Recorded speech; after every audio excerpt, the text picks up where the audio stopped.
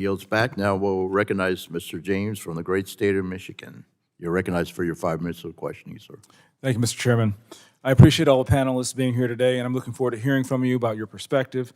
These issues are not only important to the nation, but also our constituents. Chairman Guthrie and Chairman Bilirakis, I couldn't agree with you more.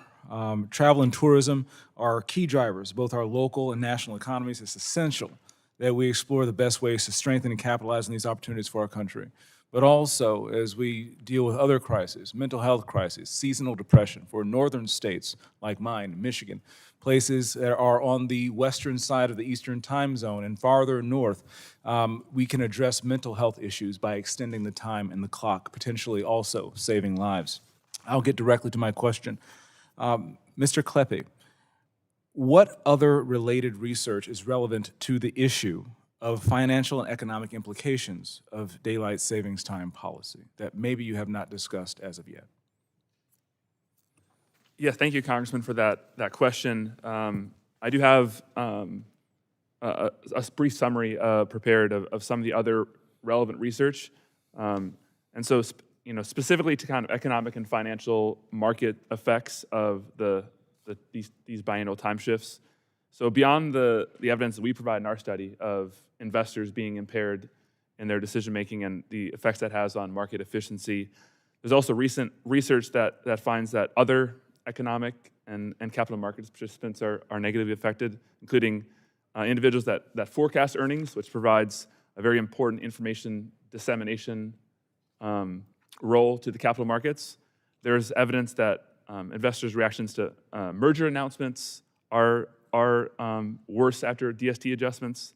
And one study that is not yet peer-reviewed, but is in the process, that kind of gets at more of maybe the personal household finance issue, is that there's evidence now that in this study that for loans that are applied for, including in mortgage loans after DST advances, that the default rates are higher, suggesting that contracting on loans is worse, which has not only corporate economic implications, but also kind of personal household finance complications as well. So so you're saying that by addressing this issue, we might also put a dent in the affordability issue around the country.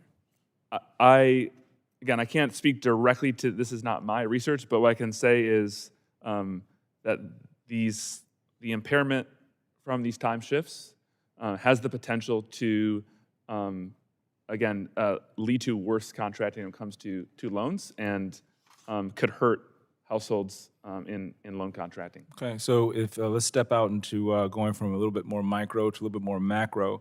What could you share the implications of reduced market efficiency caused by DST adjustments? Yeah, that's a great question.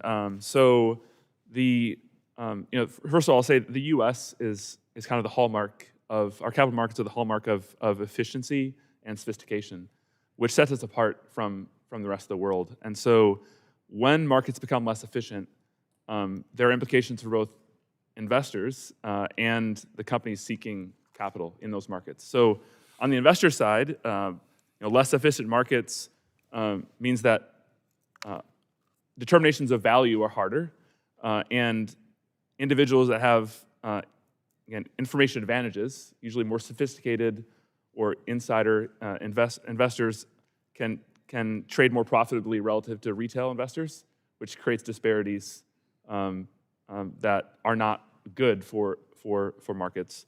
And then on the company side, when there's more inefficiency, it's the cost of capital and raising capital and accessing those investors becomes more costly. And so that increased cost of capital impairs their company's ability to invest and grow, and so for obviously which have broader economic concerns as well. So for both investors and companies and markets in general, inefficiency in markets is just bad. And there's a long decades of research in accounting, finance, and economics that support that. Thank you. Mr. Chairman, I yield Mr. Carter the balance of my time. Gentleman is recognized. I thank the gentleman for yielding. Thank y'all for being